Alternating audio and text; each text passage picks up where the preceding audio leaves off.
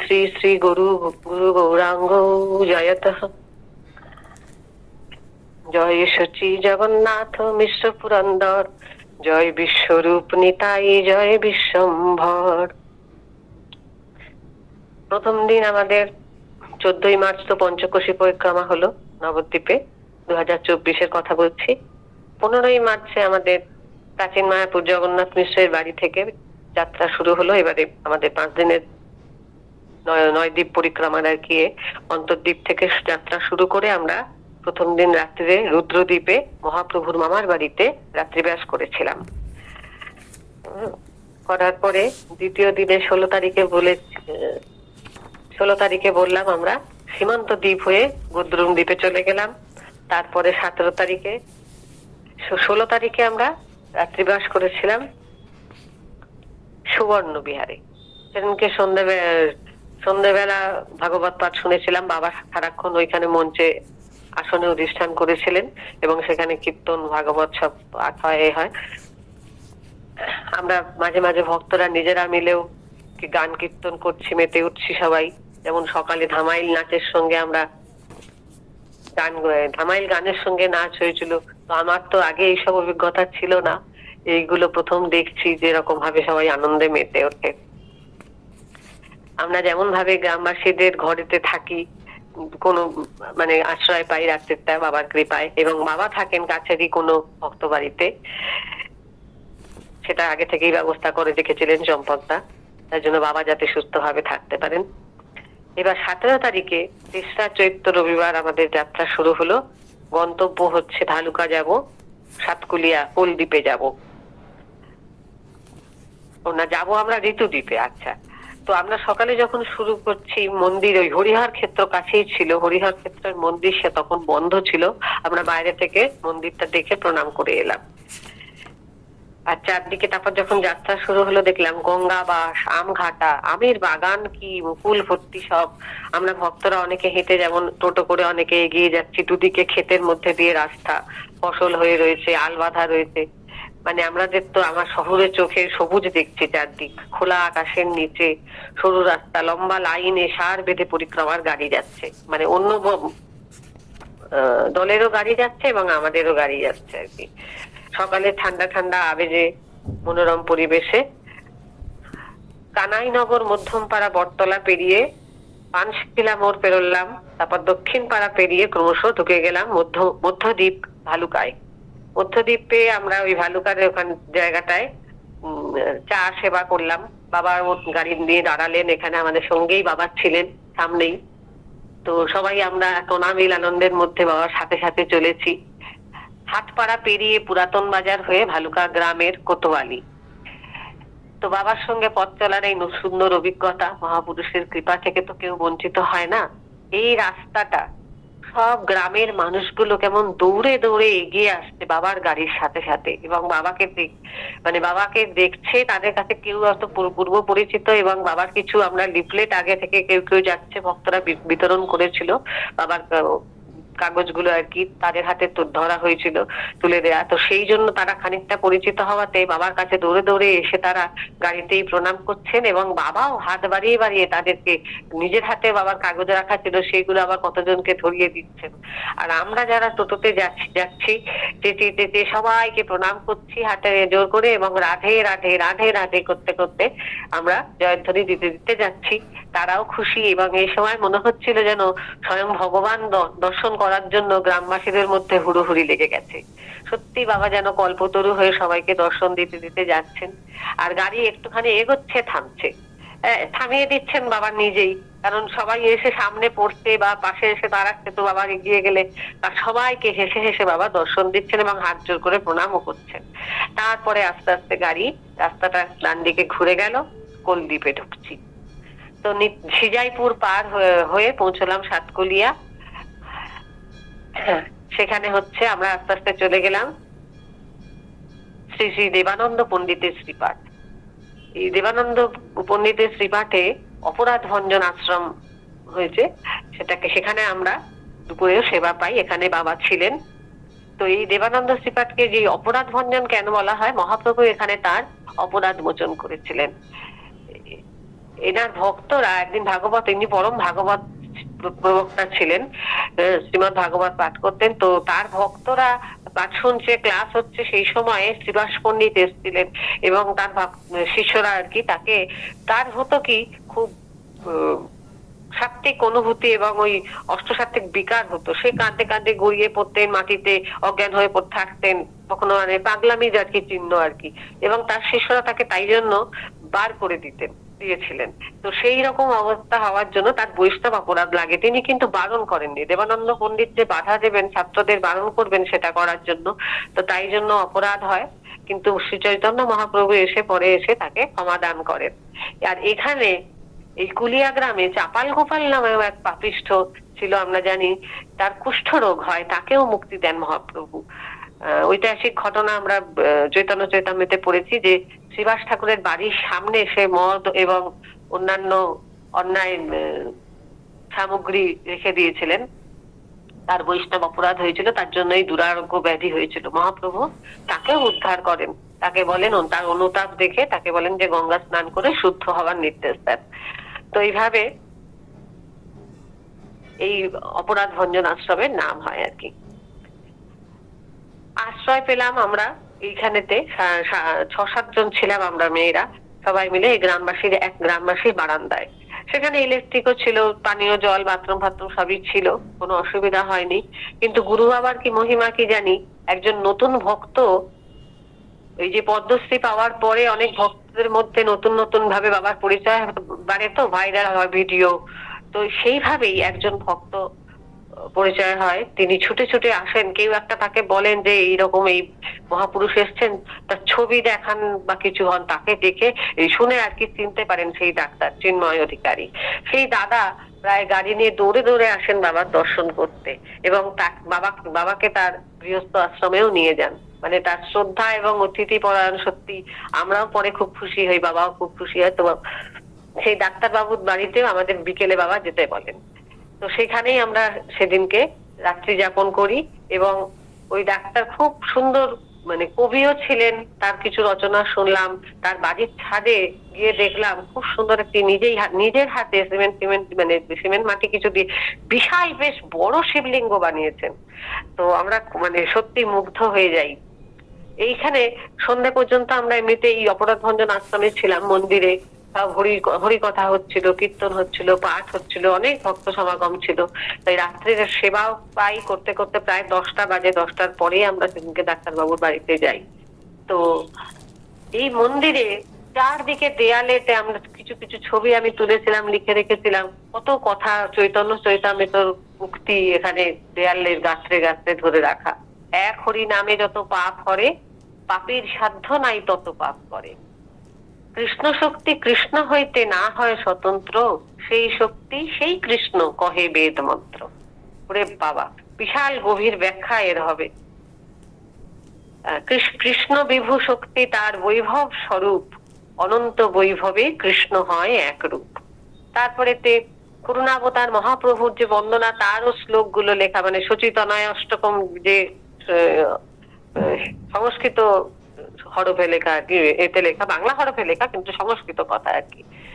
তো যাই হোক, এইভাবে আমাদের দিন শেষ হয়ে গিয়ে আমরা চিন্ময়দার বাড়িতে রাত্রি যাপন করে 18ই মার্চ চৌঠা চৈত্র সোমবার সকালে বেরিয়ে আসি।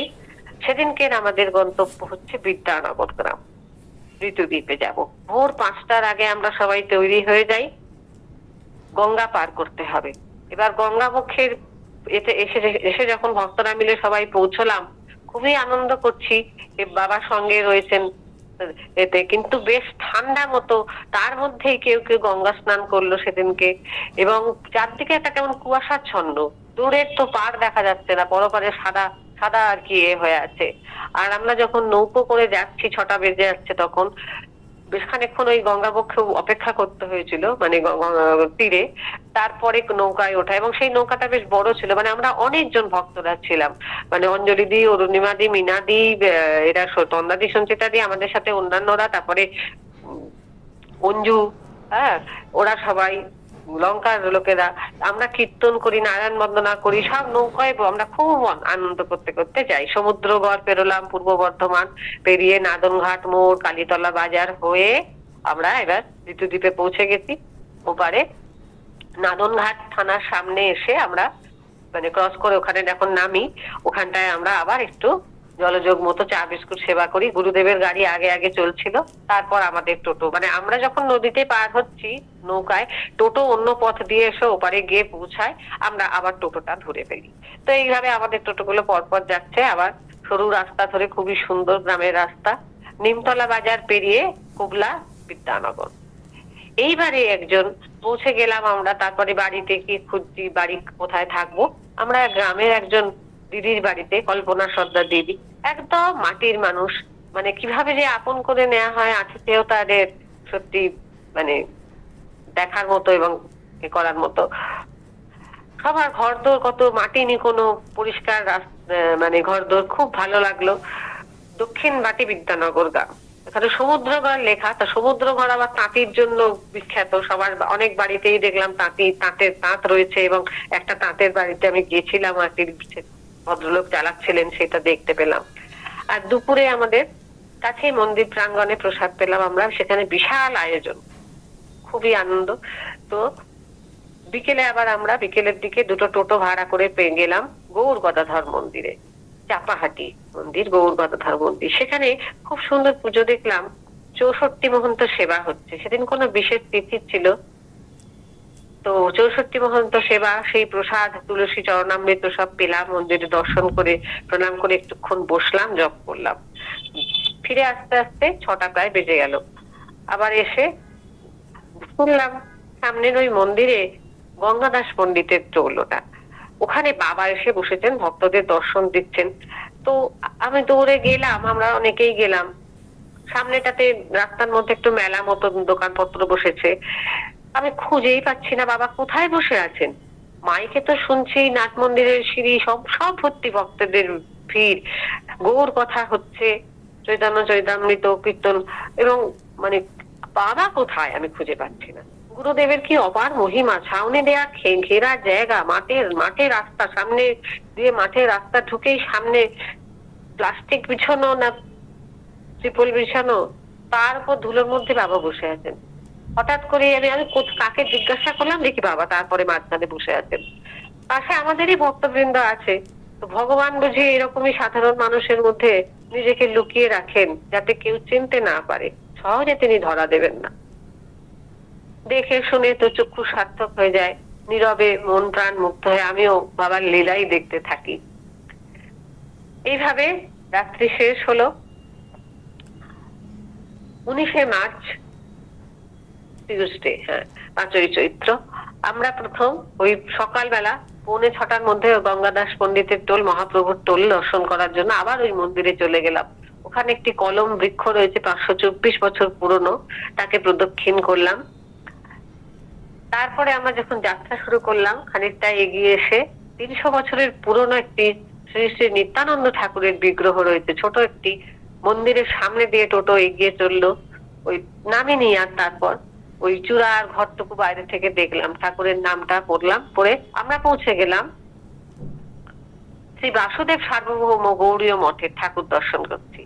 আর এখানে কত সুন্দর মূর্তি এবং রাধারানীর অপূর্ব দৃষ্টি, মানে এত সুন্দর শ্রী রাধাশ্যাম সুন্দর জিউ এখানে।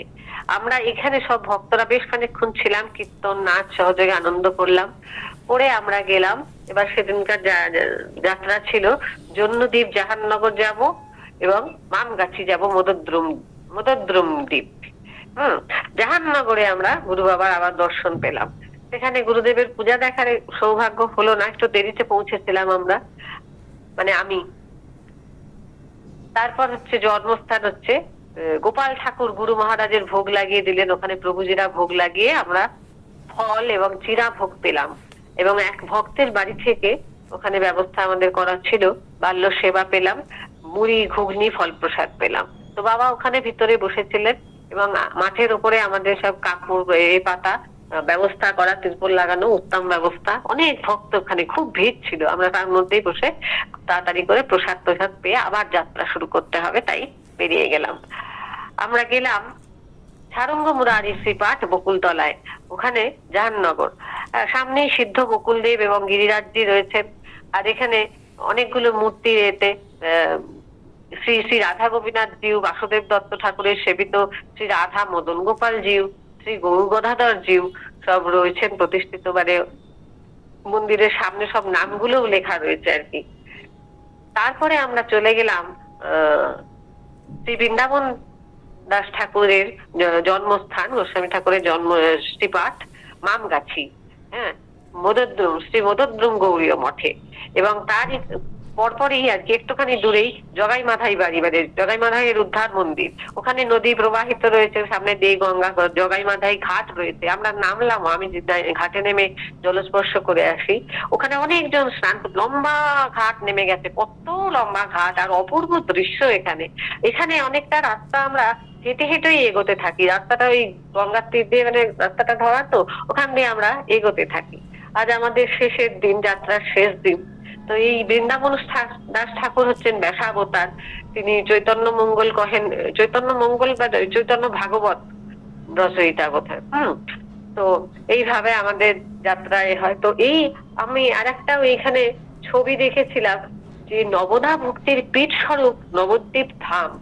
হ্যাঁ, আমরা বৃন্দাবন দাস ঠাকুরের এই শ্রীপাঠের ব্যাখ্যাটা পাই, ছবিতেই পুরো পরিষ্কার লেখা যে মধ্যখানে হচ্ছে অন্তর্দ্বীপ, যেখান থেকে আমাদের যাত্রা শুরু। অন্তর্দ্বীপ যদি আমাদের হৃদয়েই ধরি, নবদা ভক্তি আমরা জানি, তো সেটা হচ্ছে অন্তর্দ্বীপে আত্মনিবেদন। এইভাবে রুদ্রদ্বীপ আসছে, সীমান্ত দ্বীপ, সীমান্ত দ্বীপের মধ্যে থেকে শ্রবণম দিয়ে শুরু হলো, গোদ্রুম দ্বীপ, মধ্যদ্বীপ, কোলদ্বীপ, ঋতুদ্বীপ, জন্মদ্বীপ এলাম। মানে কীর্তনম, স্মরণম, পাদসেবনম, অর্চনাম করতে করতে জন্মদ্বীপে যখন আসছি, বন্দনাম করে মদদ্রুম দ্বীপে ঢুকলাম।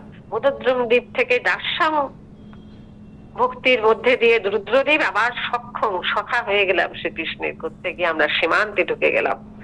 এইভাবে নবধা ভক্তির 9টি দ্বীপের যেন চক্র দিয়ে আমরা শ্রীকৃষ্ণ চরণে গিয়ে পৌঁছলাম, এই টাইপের ব্যাখ্যা দিয়েছেন।